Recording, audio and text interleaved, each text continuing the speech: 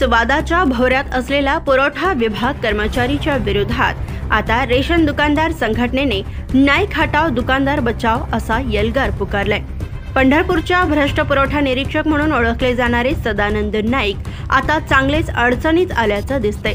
गेल्या काही वर्षापूर्वी जिल्हा संघटनेने याच पुरवठा निरीक्षकाची चांगलीच पोलखोल केली होती, परंतु वरिष्ठाच्या मध्यस्थीने एकदा पडदा टाकण्यात आला होता।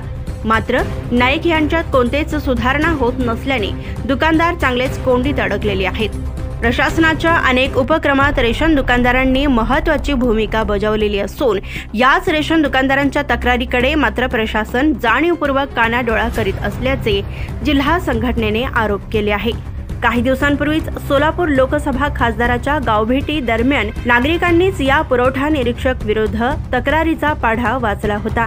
त्याप्रमाणे चौकशी समिती पण नेमण्यात आली होती, परंतु अद्यापपर्यंत या चौकशी समितीचा अहवाल देखील बंद लखोट्यातच आहे।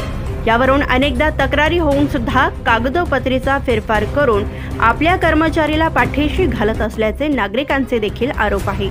दुकानदार असो किंवा नागरिक, कोणाच्याच तक्रारीला प्रशासनाने न्याय न दिल्याने आता या सर्व प्रकाराला वैतागूनच दिनांक 8 ऑगस्ट ह्या क्रांती दिवसाचे औचित्य साधून रमेश बेंडे, उपायुक्त पुरवठा विभाग पुणे यांना सोलापूर जिल्हा संघटनेच्या वतीने पंढरपूर तालुक्यातील पुरवठा निरीक्षक सदानंद नाईक यांच्यावर भ्रष्ट कारभाराबाबत निलंबनाची कारवाई न झाल्यास येत्या 15 ऑगस्ट पासून सोलापूर जिल्ह्यातील सर्व रास्त भाव धान्य दुकानदार धान्य वाटप बंद करून संपावर जाण्याबाबत निवेदन देण्यात आले आहे।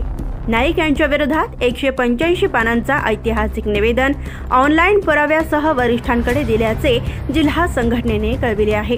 यावेळी राष्ट्रीय व राज्य फेडरेशनचे खजिनदार श्री विजय गुप्ता, सुनील पेंटर जिल्हाध्यक्ष सोलापूर, अभिजित सड्डो अ झोन अध्यक्ष, जुबेर खान मिया क झोन अध्यक्ष, हर्षल गायकवाड ड झोन अध्यक्ष तसेच जिल्हा संपर्क प्रमुख नितीन पेंटर उपस्थित होते। नाईक हटाव मोहिमेला आता जिल्हा संघटनेला यश मिळणार का, याकडे जिल्ह्यातील सर्वांचेच लक्ष लागून आहे। Subscribe now and press the bell icon. Never miss an update.